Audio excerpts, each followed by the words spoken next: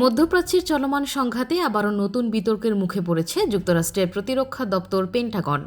ইরানের সঙ্গে সাম্প্রতিক সংঘর্ষে মার্কিন সেনাদের প্রকৃত হতাহতের সংখ্যা নিয়ে প্রশ্ন তুলেছে একটি অনুসন্ধানী প্রতিবেদন। অভিযোগ উঠেছে হতাহত সেনাদের তথ্য উপস্থাপনের পদ্ধতিতে পরিবর্তন আনা হয়েছে, যার ফলে প্রকৃত চিত্র নিয়ে বিভ্রান্তি তৈরি হয়েছে। মার্কিন অনুসন্ধানী সংবাদ মাধ্যম দ্য ইন্টারসেপ্ট প্রকাশিত এক প্রতিবেদনে দাবি করেছে, জুলাই মাসের শুরু থেকে ইরান সংক্রান্ত অভিযানে আহত ও নিহত সেনাদের একটি অংশকে আগের মতো মূল পরিসংখ্যানের পরিবর্তে ওভারসিজ অপারেশনস বা বৈদেশিক অভিযান শিরোনামের আলাদা তালিকায় অন্তর্ভুক্ত করা হয়েছে। প্রতিবেদন অনুযায়ী নতুন তালিকায় কয়েক ডজন সেনার হতাহত হওয়ার তথ্য যুক্ত হয়েছে। সমালোচকদের প্রশ্ন, কেন একই ধরনের ঘটনার তথ্য ভিন্ন শ্রেণীতে প্রকাশ করা হচ্ছে? এর ফলে সাধারণ মানুষের জন্য সামগ্রিক ক্ষয়ক্ষতির হিসাব বোঝা আরও কঠিন হয়ে পড়ছে বলে তাদের অভিযোগ। তবে এখানেই শেষ নয়। প্রতিবেদনটি প্রকাশের পর সামাজিক যোগাযোগ মাধ্যম ও বিভিন্ন বিশ্লেষণী প্ল্যাটফর্মের দাবি ওঠে, প্রকৃত হতাহতের সংখ্যা সরকারি পরিসংখ্যানের চেয়ে আরও বেশি হতে পারে। যদিও এই দাবিগুলোর পক্ষে স্বাধীনভাবে যাচাই করার প্রমাণ এখনও প্রকাশিত হয়নি।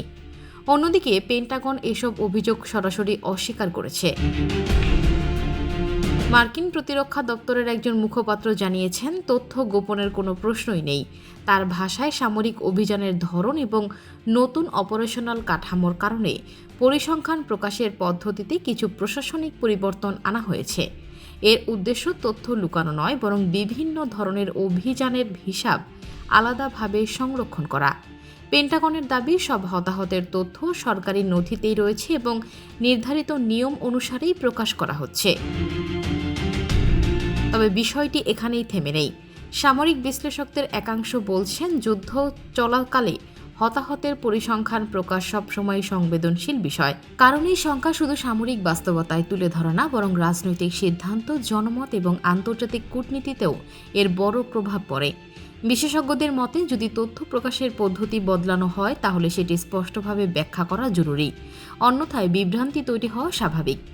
মধ্যপ্রাচ্যে চলাচল সংঘাতের কারণে যুক্তরাষ্ট্রের একাধিক সামরিক ঘাঁটি ক্ষেপণাস্ত্র ও ড্রোন হামলার মুখোমুখি হয়েছে। বিভিন্ন সময়ে আহত সেনাদের চিকিৎসার খবরও প্রকাশিত হয়েছে।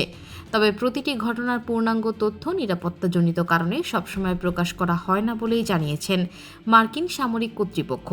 এই কারণে সরকারি তথ্য এবং বিভিন্ন গণমাধ্যমের অনুসন্ধানী প্রতিবেদনের মধ্যে পার্থক্য দেখা যাচ্ছে। এখন প্রশ্ন হলো, এই বিতর্কের শেষ কোথায়? বিশ্লেষকদের মতে, যদি কংগ্রেস বা স্বাধীন কোনো তদন্তকারী সংস্থা বিষয়টি নিয়ে বিস্তারিত অনুসন্ধান করে, তাহলে ভবিষ্যতে আরও পরিষ্কার তথ্য সামনে আসতে পারে। অন্যদিকে পেন্টাগন তাদের অবস্থানে অনড়। তাদের দাবি, তথ্য গোপনের অভিযোগ ভিত্তিহীন এবং প্রকাশিত পরিসংখ্যান সরকারি নীতিমালা অনুসারেই সংরক্ষণ ও প্রকাশ করা হচ্ছে। সব মিলিয়ে ইরান সংঘাত শুধু যুদ্ধক্ষেত্রেই নয়, তথ্য প্রকাশের ক্ষেত্রেও নতুন বিতর্কের জন্ম দিয়েছে। প্রকৃত চিত্র কী তা জানতে এখন নজর থাকবে ভবিষ্যতে প্রকাশিত সরকারি নথি এবং স্বাধীন অনুসন্ধানের ফলাফলের দিকে।